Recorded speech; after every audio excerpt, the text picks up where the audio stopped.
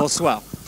Eh bien, voilà, puisque habituellement je vous présente des métiers sur le point de disparaître, j'ai choisi cette fois-ci de vous parler d'un métier tout neuf, tout moderne, et j'ai malheureusement pour moi choisi les installateurs d'antennes. Mais alors là, vraiment, je me suis adressé au meilleur de ces messieurs, aux chevaliers de l'antenne.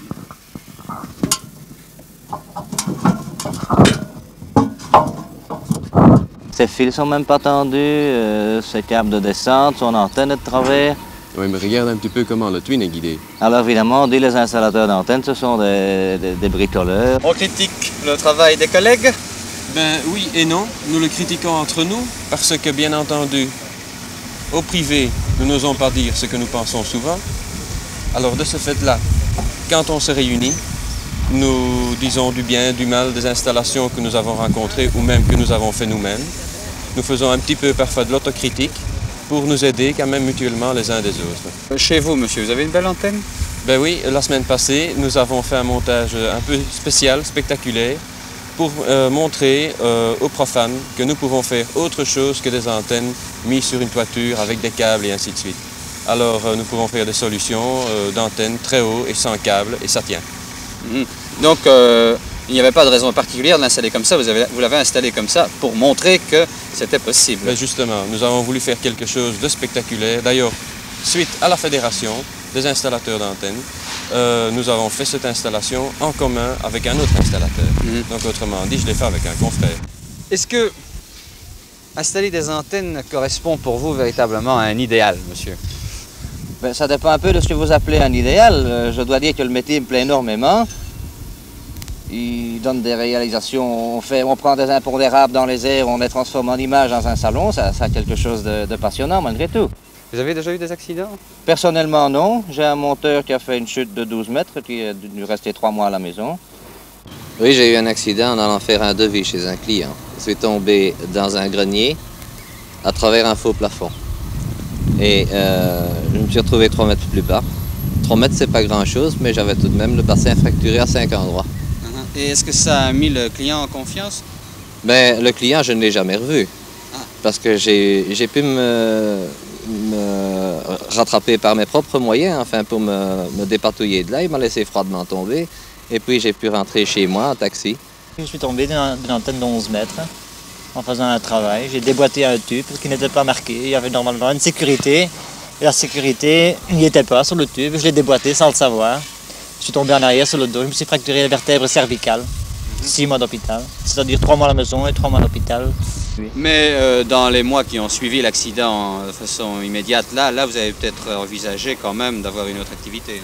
Oui, j'avais d'ailleurs démarré avec une autre activité, mais je l'ai abandonné. J'aimais trop le métier. J'avais l'amour des toitures en main, rien à faire à ça. Envers et contre tous, chez moi à la maison, j'étais un peu contre pour recommencer. Puis je me suis dit, ma foi, on s'est tombé qu'une seule fois. Une prochaine fois, on fera attention alors. Et vous là, monsieur? Mais moi également, j'ai fait une chute d'une douzaine de mètres en effectuant le démontage d'un pylône. Et là, il y a un auban qui a un des câbles qui soutient le pylône qui a lâché. Vous êtes très jeune, donc vous étiez tout à fait à vos débuts là, à ce moment-là? Non, pas tellement. Enfin, j'ai tout de même fait 4 ans de métier avant d'avoir la chute. 4 ans avant la chute. Et c'est un défaut mécanique introuvable avant le montage. Et quelle était votre installation la plus spectaculaire?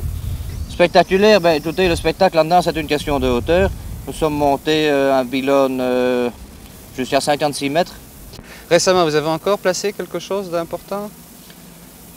Important, 36 mètres, à peu près dans la même région que le précédent. C'est une région assez mal servie et des clients qui veulent des réceptions du moins convenables. Mais comment est-ce que vous déterminez la hauteur d'une antenne? Parce que là, c'est très gentil de dire il en faut une de 36 mètres, mais pourquoi pas une de 40?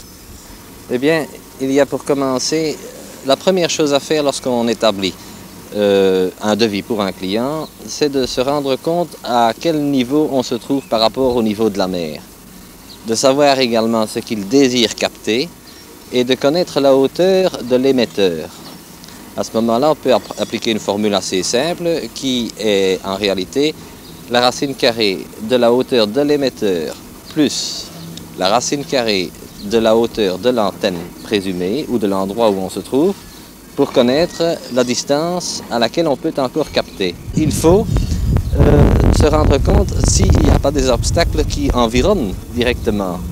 Et à ce moment-là, on a recours à cet appareil ici qui est un mesureur de champ et permet de déterminer la tension qu'on peut recueillir dans une antenne. En la présentant à des niveaux différents, on obtient fatalement ici une indication. Cette indication nous permet de déterminer le gain qu'on fait en hauteur et suivant le gain qu'on obtient, on détermine la hauteur nécessaire pour l'endroit. Vous aimez bien les belles antennes quand vous vous promenez quelque part, vous regardez Oui, en général, j'ai toujours la tête en l'air, c'est le cas de le dire. Merci. De rien, merci. Voilà.